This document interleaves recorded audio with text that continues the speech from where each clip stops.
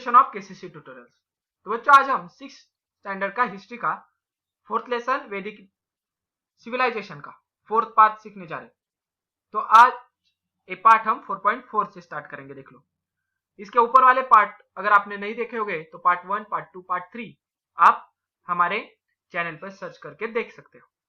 तो let's start 4.4 religious ideas, यानी कि उस जमाने में धार्मिक जीवन कैसा था वो देखते हैं।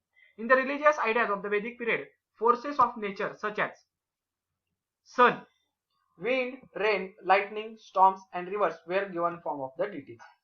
यानी कि उस समय में फोर्सेस ऑफ नेचर, नेचर की शक्तियां, जैसे कि सन यानी कि सूर्य, विंड यानी कि वायु, रेन यानी कि बारिश, लाइटनिंग बिजली, स्टॉर्म्स जिसे हम बादल कहते हैं, रिवर यानी कि नदियां, were given the form of deities. इनको देवता माना जाता था। वैदिक composition pray them to become life giving forces, और उनके लिए प्रार्थना करते थे। The people put offering into the yajna fire to please them, और उनसे आशीर्वाद पाने के लिए यज्ञ में, यज्ञ यानी कि यज्ञ में आग जलाते थे और उस हर एक देवता का प्रे यानी कि पूजा प्रार्थना करते थे।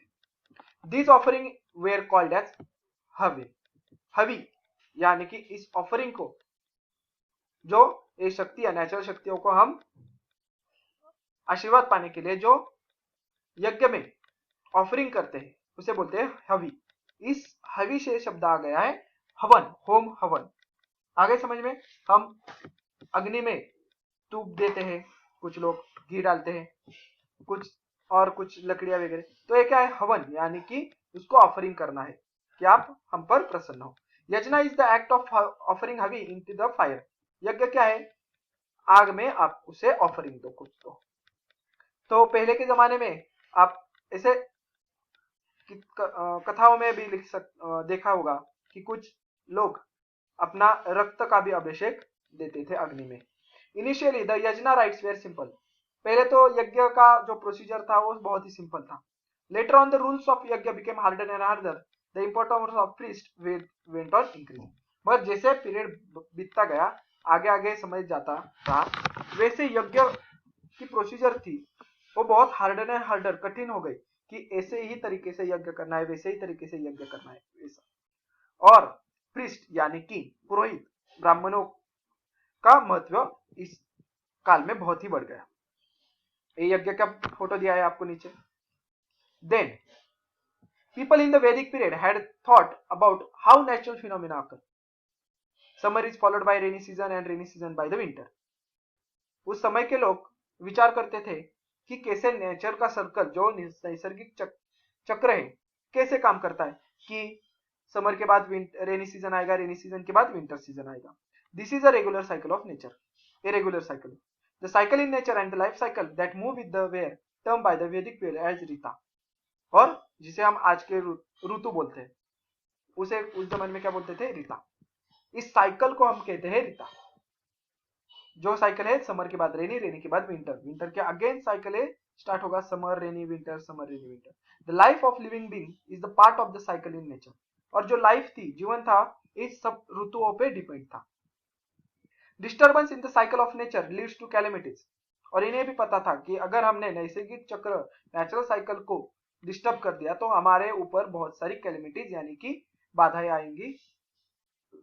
Everyone should be careful to not to let it happen. और हर कोई जागरूक था कि हम नेचर के साइकिल को बिगड़ेंगे नहीं। Nobody should break the laws of nature. और हर कोई जो लॉज है यानी कि नियम है निसर्ग के, उसे तोड़ता नहीं था। यानी कि पेड़ काटने नहीं है ज्यादा मात्रा पे। It was believe that the following these rules was follow धर्म। और उनका मानना था कि अगर हम नेचर के लॉज फॉलो करेंगे तो ये धर्म फॉलो करने जितना ही इंपॉर्टेंट है, यही धर्म है। नेक्स्ट है पॉलिटिकल सिस्टम, यानी कि राजकारण की सिस्टम कैसी थी। In the Vedic period each village has a head known as gramini. अब विलेज को क्या बोलते हैं हम? ग्राम। और उसका हेड को क्या बोलेंगे? ग्रामीणी। तो देख लो, तो गांव के हेड को हम कहेंगे ग्रामीणी। अब आगे, a group of villages called a vish whose head is vishpati. अब अनेकों गांव जब ग्रुप होगा इनका तो उनको बोलेंगे हम विश, और उसके हेड को बोलेंगे विशपति। विलेज का ग्रामीणी, विश का विशपति। सेवरल विश फॉर्म अ जन। अब बहुत सारे अगर विश यानी कि ग्रुप ऑफ विलेजेस इकट्ठा होकर जाएंगे, ग्रुप बनाएंगे उसका, तो उसे बोलेंगे हम जन। Later when the jana settle into specific region it came to known as janapada. और इनको सबको हम कहेंगे जनपद। The head of jana was known as nripa और राजा, दैट इज किंग। और जनपद के हेड को बोलेंगे हम किंग। तो देख लो लेवल कैसी है, यहां पर एक फिगर बनाता हूं। विलेज, बहुत सारे विलेज एक साथ आएंगे जो बनेगा विश। बहुत सारे विश एकत्र आएंगे तो आएगा जन, और इस जन का वो बनेगा जनपद। अब इनके हेड को क्या बोलते हैं? हेड को क्या बोलेंगे? विलेज का होता है ग्रामीणी, क्या बोलेंगे हम? ग्रामीणी। दूसरा है विश, विश का होता है विशपति, विशपति। नेक्स्ट है जन और जनपद, जनपद का होगा हमारा king, that is called as नृप।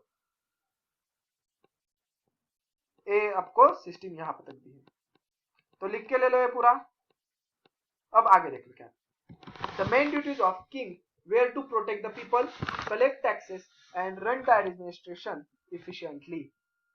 क्या करना है? अपने जनपद यानी कि राज्य के लोगों को बचाने का काम किसका है? राजा का। उसके बाद उसके कलेक्ट टैक्सेस, टैक्स भी कलेक्ट करने का काम होता है राजा का। एंड रन द एडमिनिस्ट्रेशन यानी कि राज्य कारभार सही तरीके से रन करना। In order to run the administration smoothly the king appointed various officers. अब अकेला राजा तो ये सारा काम नहीं करेगा, तो उसके ऑफिसर्स भी होते हैं। जैसे कि देख लो पुरोहित, दैट इज प्रीस्ट।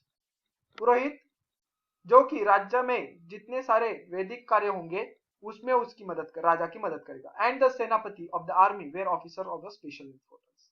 और सेनापति आर्मी के बारे में, लड़ाई के बारे में, सैनिकों के बारे में पूरी रिस्पॉन्सिबिलिटी देगा।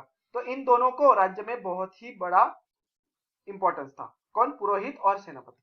The officers who collected the taxes was known as bhagdut. अब भाग यानी कि शेर, देख लो यहाँ पर भाग मीन्स शेर, भाग यानी कि शेर, शेयर्स। तो भागदूग यानी कि जो भाग कलेक्ट करने का काम करता है, शेयर कलेक्ट करने का काम करता है, टैक्स कलेक्ट करने का काम करता है, उसे बोलेंगे हम भागदूग। The person who collected the king share of the product of jana was called as भागदूग।